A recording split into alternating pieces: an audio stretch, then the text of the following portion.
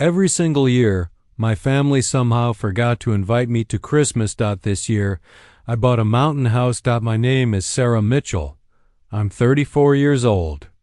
I work as a financial advisor in Denver, Colorado. And for the past 12 years, I've been the invisible daughter in my own family. This is the story of how I took that invisibility and turned it into the quietest, sweetest revenge of my life. My phone sat perfectly still on Christmas Eve, just like it always did. I was curled up on my couch in my small apartment, watching snow drift past the window, my coffee cooling untouched in my hands. Outside, the city glowed softly. Inside, everything felt hollow. My younger sister Emma had 3 kids. Because of that, Christmas always happened at her place, a massive house in the suburbs, packed with noise and chaos and warmth. My parents stayed there every year. They had group chats I was never added to, planning calls I never received, conversations that somehow never included me. Every November, I would gently hint about the holidays. Every year, I got vague answers that led nowhere. The first time it happened, I thought it was an honest mistake. 12 years ago, I showed up at my parents' house on Christmas morning with wrapped gifts and a hopeful smile. My mother answered the door in her bathrobe, confusion flickering across her face. "Oh, Sarah," she said, blinking. "We're heading to your aunt's house this year." No one had told me. The second year, I called ahead. My father said they were keeping things small, quiet, low-key. That evening, I drove past their house anyway. Every car in the family was parked outside. Lights blazed through the windows. Laughter spilled into the street.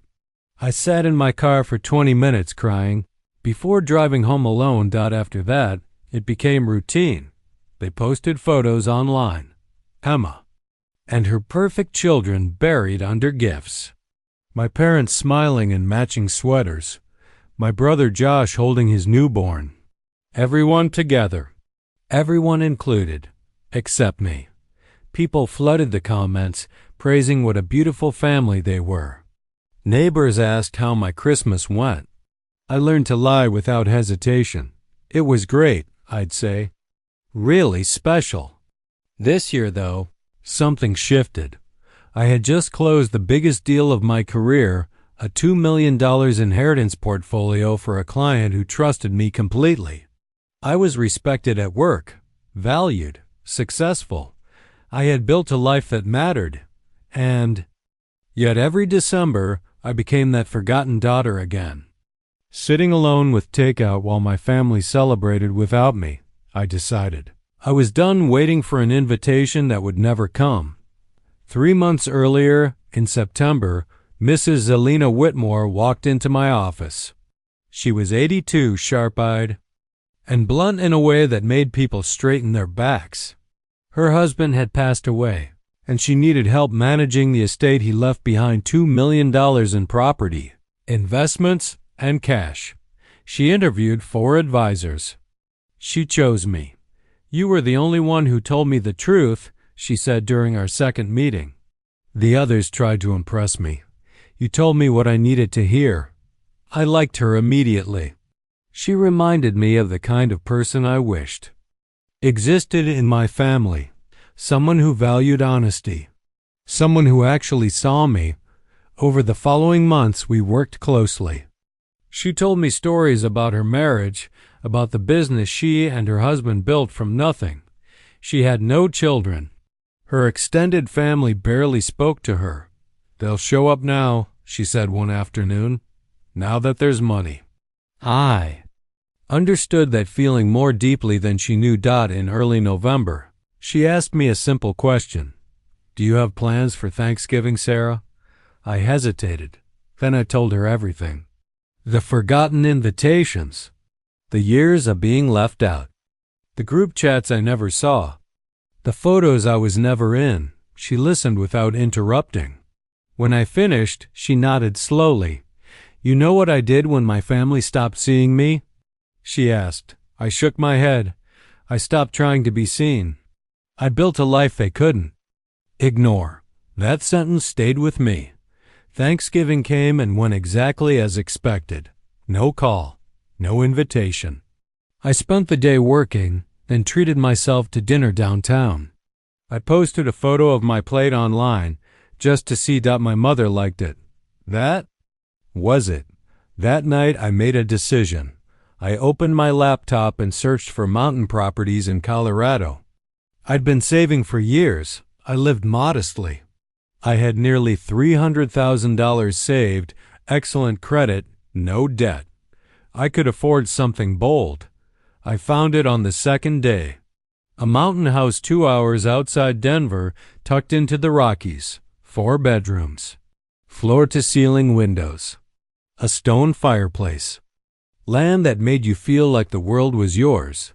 The price was $275,000. It needed work. But the bones were solid. I called the realtor that afternoon. Her name was Monica. She was surprised by how quickly I moved. Most people take months. She said, "I'm not most people." I replied. When I pulled up to the house the following weekend, snow dusting the trees, I knew. Inside, it smelled like pine and thyme. The mountains framed every window like a painting. I imagined Christmas. Here, a fire crackling, lights glowing. A table set for one by choice. I made a full-price offer that day. It was accepted 2 days later. By mid-December, the house was mine.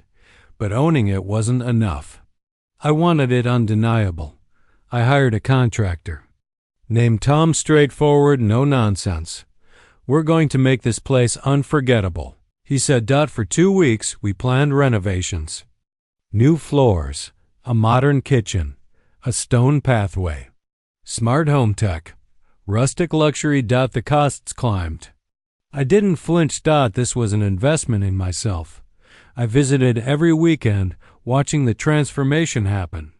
And with every change, something inside me healed. I planned Christmas for myself. Decorations, a 7-foot tree, lights, stockings, wine, prime rib. My favorite cake. My coworkers asked about my plans. "I'm hosting," I said. Their eyes widened. I kept details vague. I wanted the reveal perfect. So I documented everything. Before and after photos, fireplace restorations, sunrise views over the mountains. I wasn't waiting to be remembered anymore. This time, they were going to see me. I did not tag anyone. I did not write long captions. I just posted and let the images speak for themselves. Within days, people started commenting. Friends from college, old coworkers, even distant cousins I had not spoken to in years. "This is incredible. Sarah, when can we visit? You are living the dream."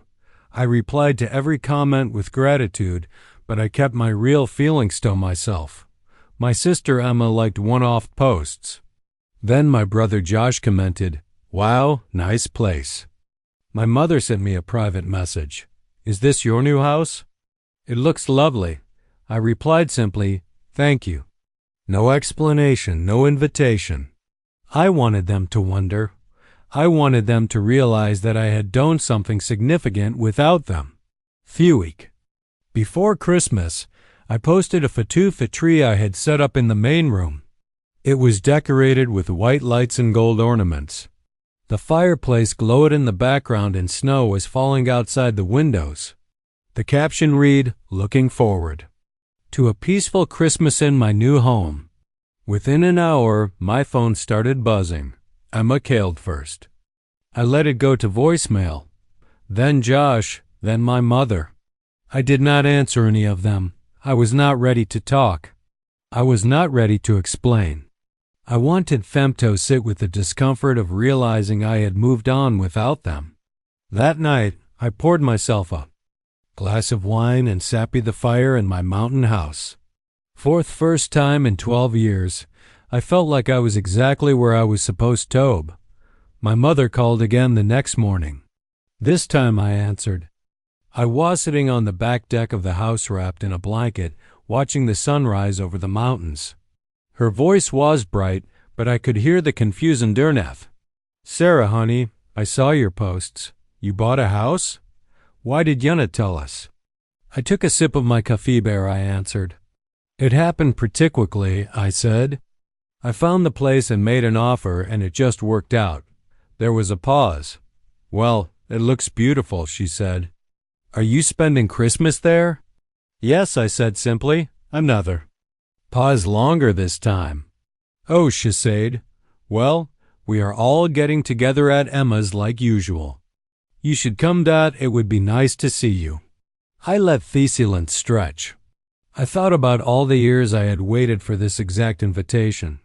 All the Christmases I spent alone hoping someone would remember me. Now here it was offered casually like it was no big deal. Actually, I have plans, I said. I'm staying at the house. I have everything set up here. My mother lied a little awkwardly. You're spending Christmas alone, Sarah. That is silly. Come to Emma's. The kids would love to see you. The kids barely know him, I said quietly. And I am not spending Christmas alone. I am spending it how I want to spend it. There was a sharpness in my voice I had not intended, but I did not take it back. Mother was quiet for a moment. Well, if you change your mind, she said, finality door is always open. I thanked her and ended the call. My hands were shaking.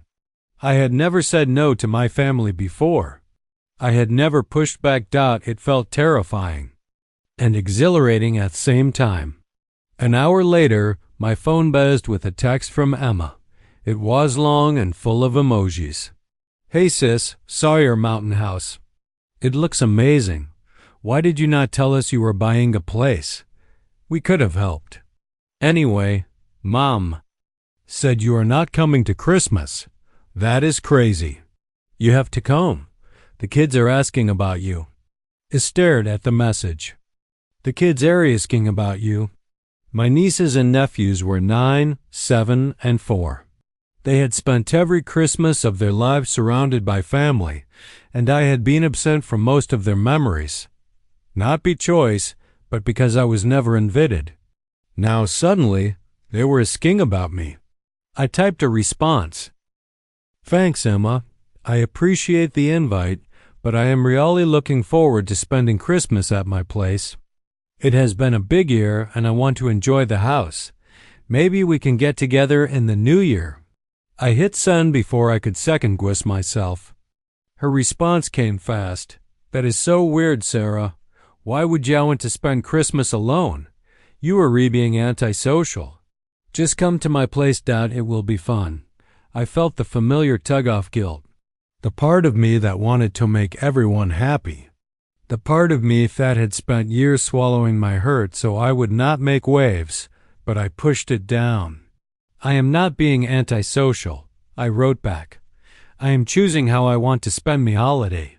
There is a difference. This time she did not respond right. Away.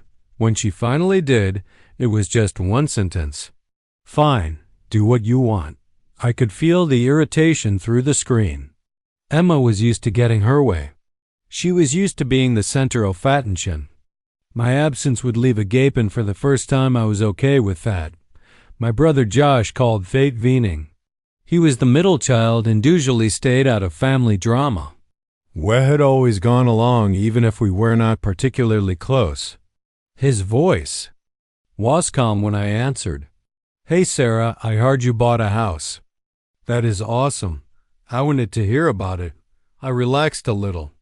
Josh was easier to talk to than Emma or my parents. I told him about the property, the renovation, the plan to spend Christmas there. He listened without interrupting.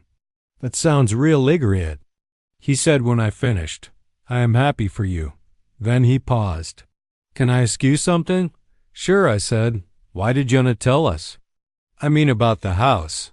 Where your family? I took a breath. Honestly, Josh, I did not think you would care. There was silence on the other end. That is not fair, he said finally. Is it not? I asked. When was the last time any of you asked about my life? When was the last time I was invited to a family event without having to ask if I could come? Josh, you are a good guy, but you have been part of this too. You have spent every Christmas with everyone else and never thought to check if I was okay. I did not realize, he said quietly. I thought you were just busy with work. Elod, but there was no humor in it.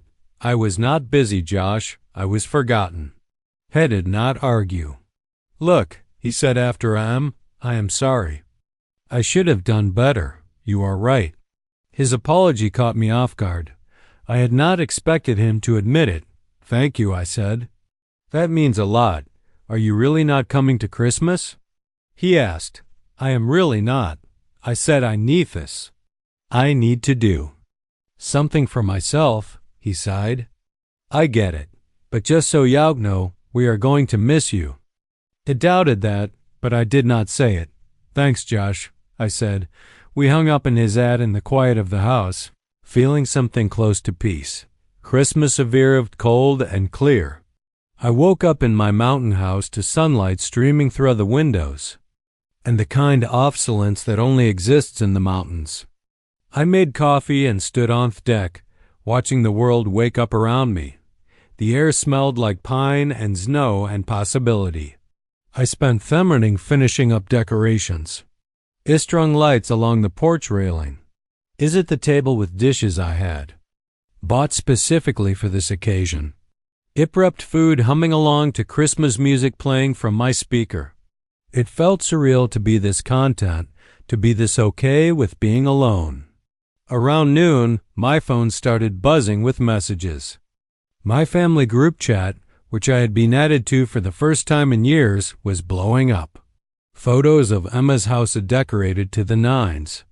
Pictures of my prince arriving with armfuls of gifts. Videos of the kids running around in matching pajamas. Merry Christmas Eve from all of us. One message read. Wish you were here, Sarah. I stared at that message. Wish you were here. They had 12 years to wish I was there. 12 years to make me feel included. Now that I had chosen not to come, suddenly I was missed. I put my phone on silent and went back to cooking. I was making prime rib with garlic, mashed potatoes, and roasted Brussels sprouts. I opened a bottle of red wine and poured myself a glass. As the sun started to set, I lit the fireplace and turned on the Christmas tree lights. The house glowed warm and beautiful. I put on a movie and curled up on the couch with my wine and a blanket. Outside, snow started to fall softly, dusting the trees and the deck. It was the most peaceful Christmas Eve I had ever had. Around 8, my phone rang. It was my mother. I hesitated and then answered. Merry Christmas Eve, sweetheart, she said. Her voice was cheerful, but I could hear something underneath. Are you sure you do not want to come over? We saved you a plate. I smiled to myself. I am sure, Mom. I am having a really nice night. She sighed. I just hate thinking of you alone. I am not alone, I said. I am with myself, and I am really good company. Christmas morning, I woke to the smell of coffee and the sound of birds outside. I made myself a huge breakfast. Pancakes, bacon, fresh fruit. I ate slowly, savoring every bite. There was no rush, no schedule, no one to perform for, just men the day stretching out ahead. I opened the gifts I had bought for myself, a new set of hiking boots, a journal with a leather cover, a cashmere blanket that felt like a cloud. I poured another cup of coffee and sat by the fire reading a book I had been meaning to start for months. My phone was still in silent. I knew the messages were piling up, but I did not care. Around noon, I decided to check. There were over 50 messages. In the family group chat, more photos, more videos. My mother had posted a picture of the whole family gathered around the tree with the caption, Our beautiful family. I noticed the absence in the photo. Fag up where I would have been if I had been there, but instead of feeling sad, I felt relieved. There were also several private messages. Emma had written, He do not understand why you are doing this. You are hurting Mom and Dad. Josh, and you okay? And my mother wrote, I hope you are having a nice day, honey. We miss you. I did not respond to any of them. I was not ready. I was not sure I would ever be ready. Instead, I bundled up and went for a walk on the property. The snow crunched under my boots and my breath came out in white clouds. I followed a trail that led up to a ridge overlooking the valley. From up there, I could see for miles mountains rolling Ginto Mountains, sky so blue it hurt. I stood there for a long time, feeling small and infinite at the same time. When I got back to the house, I matted in her. I set the table for one. I lit candles. I played music. I ate slowly, tasting everything. The prime rib was perfect. The potatoes were creamy. Thuine was rich. After dinner, I sat by fire with my dessert and felt something I had not felt in years: wholeness.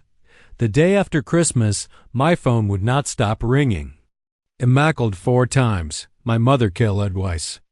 Even my father, who never called, left a voicemail. Sarah, we need Todok. This has gone too far. I listened to the voicemail and laughed. This has gone too far. 12 years of being excluded was fine, but 1 year of me choosing not to show up was too far. I finally answered when Emma called for the 5th time. What, Sarah? She snapped. Why are you ignoring us? I was not ignoring you, I said calmly. I was enjoying my holiday. Well, we need to talk about this, she said. You really hurt Mom and Dad. They were upset all day. You made Christmas awkward. I made Christmas awkward, I asked. Emma, I have spent 12 Christmases alone because no one bothered to invite me. I have watched you all post photos and celebrate with me. I have cried myself to sleep more times than I can count. And now that I chose to do something for myself, I am the one making things awkward. She was quiet. That is not fair, she said finally. We did not mean to exclude you. You were always welcome. Then why was I never invited? I asked. Why was I never added to the group chat? Why did no one echo me? Emma did not have an answer. Look, she said, I am sorry if you felt left out, but you are overreacting. You could have said something. I did say something. I replied every year, and every year I was dismissed or ignored. So I stopped saying something. I stopped waiting for you all to see me. And now I have built a life that does not revolve around waiting for scraps of attention from my family. Emma was silent. If that makes me the bad guy, I said, then so be it. I hung up before she could respond. 2 days after Christmas, my parent showed up at my apartment in Denver, Nanitz. I was home working on clean files when the doorbell rang. I opened the door to find them standing there looking tired and worried. We need to talk, my father said. I let them in. They sat on my couch and I made tea even though I did not want to. My mother spoke first. Sarah, we are concerned about you. This whole mountain house thing, spending Christmas alone, it isn't like you. I set the tea down on the table. What is it like me? I asked to wait around hoping you will remember exist. My father frowned. That is not fair, Sarah. We have always loved you. You are part of this family. Then why have I spent 12 years being excluded? I asked. Why was I never invited to Christmas? Why did no one call to check on me? My parents looked at each other. We thought you were busy, my mother said. You have your career, your life in city. We did not want to bother you. I laughed. You did not want to bother me, or you did not think about me at all. My father stood up. That is enough, Sarah. We came here to reconcile, and you are being disrespectful. Disrespectful? I said standing too. I have been anything but respectful for 12 years. I have swallowed every hurt, every disappointment, every lonely holiday. I have shown up when I was not wanted and smiled when I was ignored. And now that I have finally done something for myself, You come here and accuse me of being disrespectful." My mother started crying. "We did not know you felt this way," she said. "Why did you not tell us?" I did. I said quietly over and over. "You just did not listen." They left shortly after that. My father was angry. My mother was hurt. But I felt lighter than he had in years. I had finally said what I needed to say. The next week was skeet. No calls, no texts. My family was giving me space, or maybe they were done with me altogether. I was not sure which, and I was surprised to find I didn't care. I spent New Year's Eve at the mountain house alone. I made a fire. I drank champagne. I watched the clock turn to midnight from my deck under a sky full of stars. In January, Mrs. Whitmore came into my office for a regular meeting. She asked how my Christmas was, and I told her everything. She listened with that sharp gaze of hers, and when I finished, she nodded. "Good for you," she said. "You did what I should have done years ago." "What is that?" I asked. "Stop waiting for people to see your value," she said, "and start living like you already know it." Her words stayed with me. I realized that buying the house was not just about revenge or proving a point. It was about reclaiming my life. It was about building something that was mine, something that no one could take away or diminish. I started spending more weekends at the house. I invited friends from work. I hosted dinners. I hiked fete trails and learned the names of seabirds that lived in the trees. One afternoon in late January, Josh called. He asked if he could come visit the house. I was surprised, but I said yes. He drove up the following weekend and we spent the day talking. He apologized. He said he had been thinking a lot about our family and the patterns we had all fallen into. "I do not have an excuse," he said, "but I wanted to better." I appreciated his honesty. We cooked dinner together and sat by the fire. He told me about his life, his struggles with his marriage, his fears about being a good father. I realized we had both been invisible in different ways. Him overshadowed by Emma's chaos, me forgotten entirely. It did not fix everything, but it was a start. In February, my mother called and asked if we could meet for lunch. I agreed. We met at a cafe in Denver, and she looked older than I remembered. "Sarah, I have been doing a lot of thinking," she said, "about you, about our family. I owe you an apology." I listened as she explained. She said she had gotten so caught up in Emma's life and her grandchildren that she stopped seeing me as someone one needed. She said my independence had made her assume I did not want to be included. She cried and said she was sorry. "I am so proud of you," she said, "of what you have built. I just wish I had told you sooner." It was not a perfect apology. It did not erase 12 years of hurt, but it was real. I told her I appreciated it. I also told her I wasn't ready to go back to how things were. "I need boundaries," I said. "I need to know that I matter not just when I am absent, but when I am present." "Too," she nodded. "I understand." We finished lunch and parted ways. It was not a grand reconciliation, but it was a step. Over the next few months, my relationship with my family started to shift. Josh visited the mountain house a few more times. My mother called more often just to talk. My father sent me an email apologizing in his own stiff, formal way. Emma was the last holdout. She didn't call. She did not text. I knew she was angry. She did not like being clanged, but I was okay with that. I did not need her approval anymore. I had built a life that was full without her. By the time next Christmas rolled around, everything had changed. I spent Thanksgiving at the mountain house with Josh and his family. It was small and easy.